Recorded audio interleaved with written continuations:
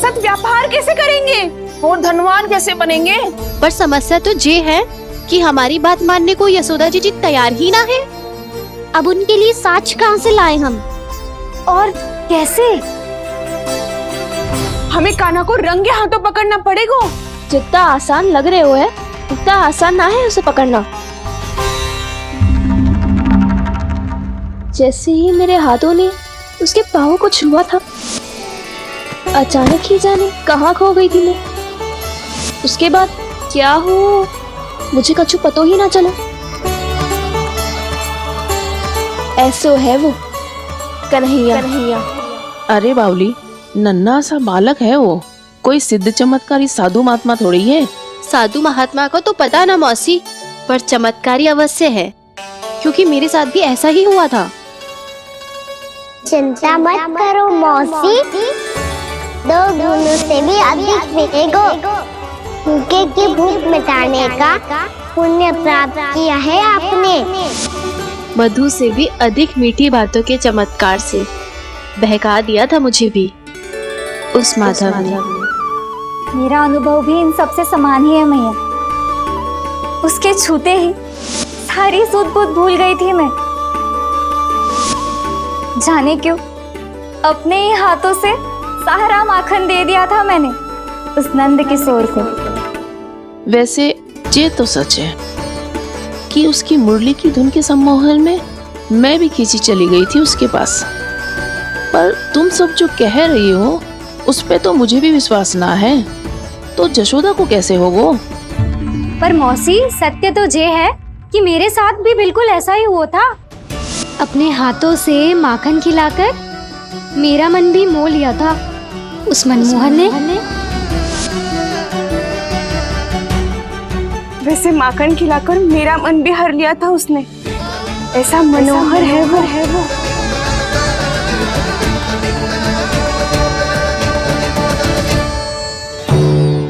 तो इन सबके घर गो है वो, बस मेरे यहाँ ही ना आयो।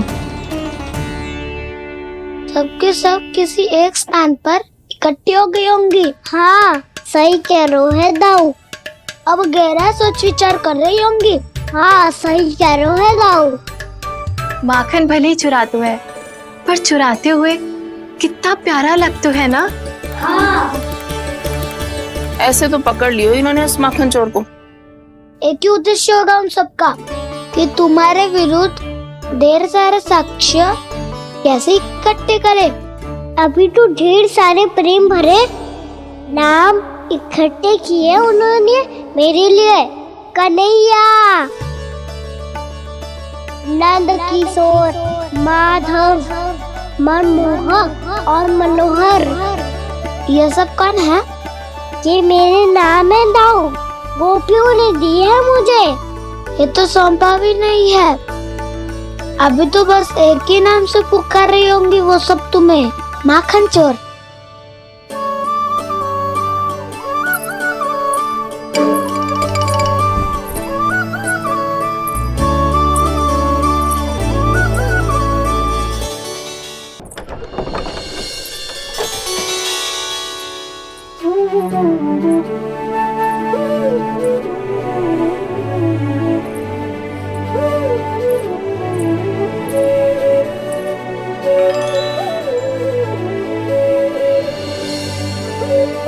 देखो तो चिच्ची कैसे निश्चल और निर्दोष लग रहे हैं दोनों, ऐसे जैसे स्वयं नारायण का स्वरूप हो।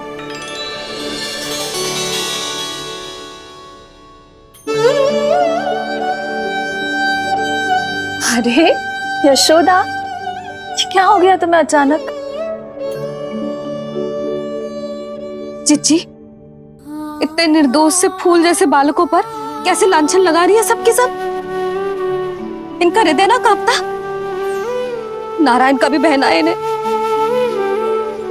अच्छा बस शांत हो जाओ, तुम्हें तो पता है ना उनका सामना कैसे करना है। बस अब रो मत।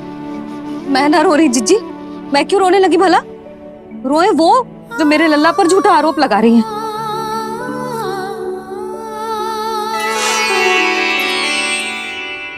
कान्हा,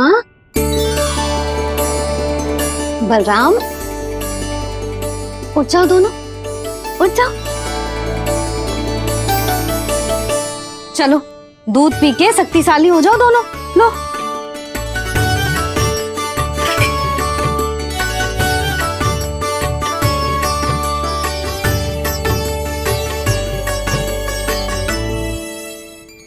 पल में अग्नि की तपिश, पल में जल की शीतलता, ऐसे अनोखे स्वभाव की है ये यशोदा। गोपियां इससे टकराकर भूल कर रही हैं।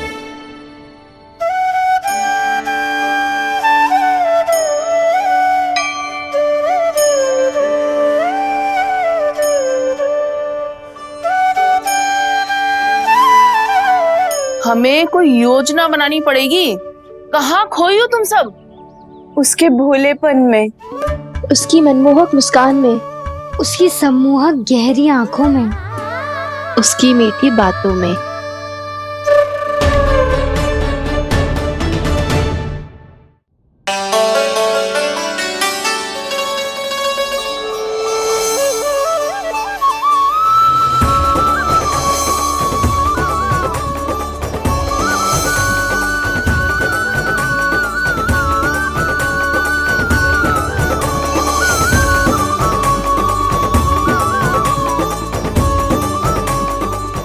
कहाँ खो गो? कोई तो गोपियां हैं भैया, लगता है अब मुझे उन्हें जगाना पड़ेगा।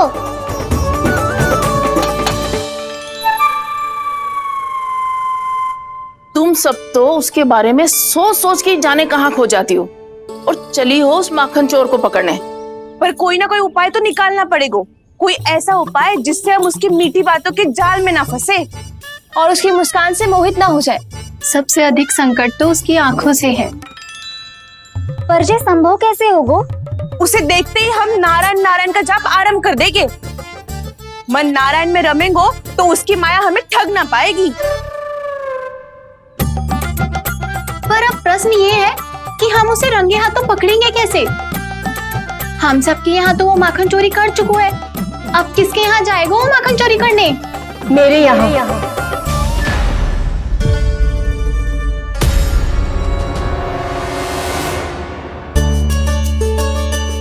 दूध तो पूरा समाप्त ना किया तूने लल्ला। गौ माता रुष्ट हो जाएंगी।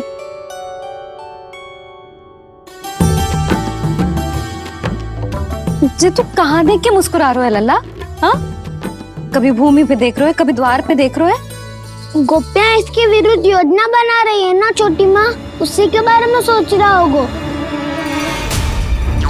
ये क्या किया मैंने?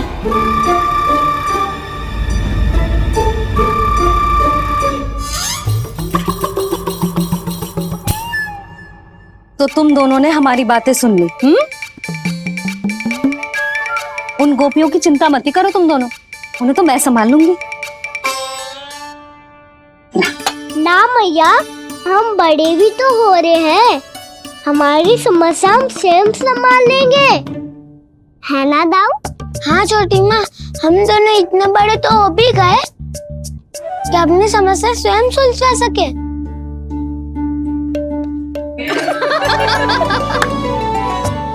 आप दोनों हंस क्यों रहे हो? ये हंसने की बात नहीं है, हम सच्ची में बड़े हो गए हैं। हाँ, बड़े तो तुम हो ही गए हो। जे पकी पकी मूछें जो निकल आई हैं तुम दोनों की, हिम जैसी श्वेत।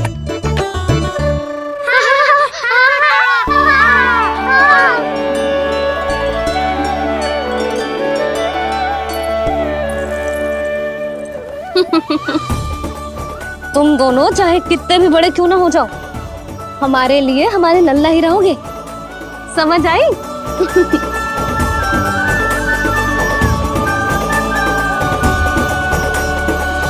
तुम तो जसोदा जी की पक्की सखी हो, फिर तुम हमारी सहायता क्यों करोगी?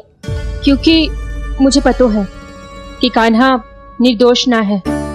मैंने स्वयं देखा है उसे कस्तूरी के घर से माखन लेके जाते हैं। सुन लियो भाभी, और अब मुझे झूठा बोल रही थी। जे आपस में झगड़ने का समय ना है लाली, उसके विरुद्ध इकट्ठा होने का है। पर अगली चोरी प्रभावती की यहाँ होगी, जे पक्का कैसे करे? एक उपाय है, उससे कान्हा प्रभावती चाची के घर पक्का आ जावेगो। सच्ची? मेरे कहने का अर्थ है कि वो आएगो ये तुझे कैसे पता? हाँ, ऐसे पता है ये मत ही पूछो, पर आपको उसे लुभाना होगा। किसी तरह उसे पता चलना चाहिए कि आप कौन से समय घर पे ना रहोगी, और ये भी कि वहाँ बहुत सारा माखन रखो है। बस फिर अपने आप जाल में फंस जावेगो। हे नारायण, कस्तूरी का उपाय सफल कर देना। मैं भी वही अनुभव करना चाहती हूँ जो इन सब ने अनुभव किया है। बस तो फिर तू उसे अपने घर बुलाने की तैयारी कर प्रभावती, और हम सब लोग वहाँ चुप कर बैठ जाएंगे। फिर जैसे ही वो वहाँ आएगो, हम सब उसे चारों ओर से घेर लेंगे और रंगे हाथों पकड़कर जशोदा जी के घर लेकर जाएंगे उसे। आपके लल्ला ने मेरा माखन चुरायो है, पूरा पारंगत है चोरी में। और ये माखन तो ऐसे चुराता है जैसे माखन चुराना कोई कला हो, कला। अब तो मुझे भी विश्वास हो गया जशोदा, तेरा लल्ला ही आया था मेरे घर माखन चुराने।